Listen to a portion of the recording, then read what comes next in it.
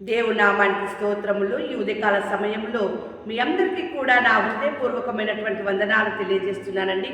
ఈ దినము దేవుడు మీతో మాట్లాడుతున్నటువంటి మాట ఏంటంటే, కీర్తనలు 33వ అధ్యాయము 12వ వచనములో వాక్యం ఈ రీతిగా ఉంది. యెహోవా తమకు దేవుడుగా గల జనులు ధన్యులు, ఆయన తనకు స్వాస్థ్యంగా ఏర్పరచుకున్న జనులు ధన్యులు అని చెప్పేసి వాక్యం సెలవిస్తూ ఉంది. ఇలాంటి ధన్యకరమైన స్థితి నీకు కలగాలి అంటే నీవు ఆయన మాట వినాలి. ఏంటి ఆయన మాట? దేవుని బిడ్డలారా, ఎంత చక్కగా అంటున్నాడు ఆయన.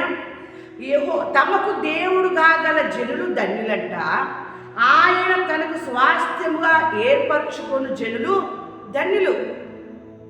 అలాంటి ధన్యకరమైనటువంటి స్థితి నీ జీవితంలో జరగాలి అంటే ఆయన చెప్పేటటువంటి మాట ఇదే. ఆయన మాటను మీరు వినాలి. ఏంటి ఆయన మాట?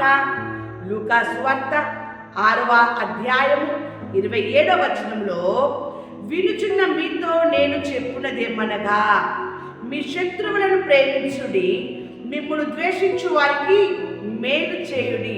ఇది ఏ ఒక్క వ్యక్తికి కూడా నచ్చదు, కానీ దేవుడు నిన్ను ఏర్పరచుకున్నాడు. ఆయన బిడ్డగా ఆయన నీకు దేవుడిగా ఉంటూ ఉన్నాడు.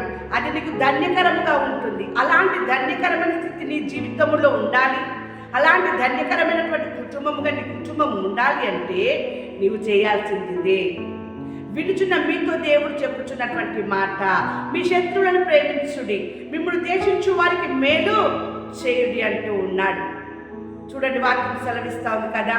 ద్వితీయోపదేశ కాండము 30వ అధ్యాయము 5వ వచనంలో, ఆయన నీకు మేలు చేసి నీ పితరుల కంటే నిన్ను విస్తరింపజేయును. ఆ రీతిగా నీ శత్రువులను ప్రేమించి వారికి నువ్వు మేలు చేసినప్పుడు నీ దేవుడు నీ పితరుల కంటే కూడా నిన్ను విస్తరింపజేస్తానంటూ ఉన్నాడు. మేలు చేసి మేలును విస్తరింపజేస్తానంటున్నాడు. ఆశీర్వాదమును విస్తరింపజేస్తానంటున్నాడు.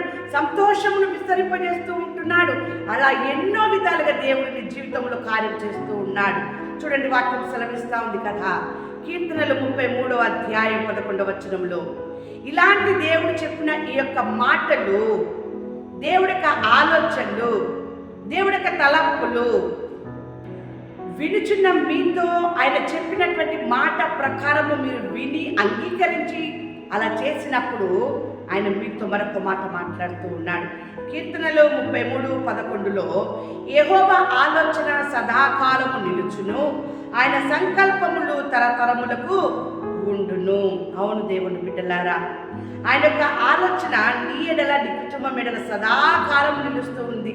ఈ ధన్యకరమైనటువంటి స్థితి, ఆయన స్వాస్థ్యంగా ఏర్పరచుకున్నటువంటి జనులు ధన్యులు అన్నాడు కదా, అది ఎప్పటికీ సదాకాలము మీరు ధన్యులుగానే ఉంటారు, దానికి తిరుగులేదు.